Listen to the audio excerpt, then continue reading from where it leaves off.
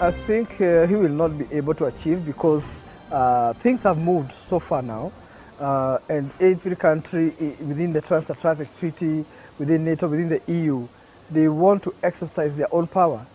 I will not be surprised, for example, if other countries will seek now, with the recent revelations between the US and Denmark of spying, I think most countries will want to distance themselves and maintain just a skeletal relationship between themselves and NATO and the US. Evidentemente no está tan fortalecida porque tiene la sombra de la administración anterior, que dicho sea de paso, tampoco generó grandes brechas, pero sí hubo matices diferentes.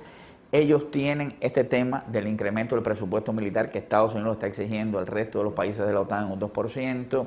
Tienen los temas, por ejemplo, de Afganistán. Resulta ser que Estados Unidos decidió irse de Afganistán para el 11 de septiembre, no consultó con los aliados de la OTAN. 特朗普时代的采取了美国第一的政策使美欧关系呢受到了一些损害。那么如何来恢复？那么其中一个方面呢就是从经济角度来讲的话，美国和欧盟曾经呢在奥巴马时期呢有一个自贸协定的这个谈判，那么在特朗普时期这个其实是中断了那么这个经济方面的大西洋的关系能不能得到恢复和修补，这个是比较值得关注的一个方面。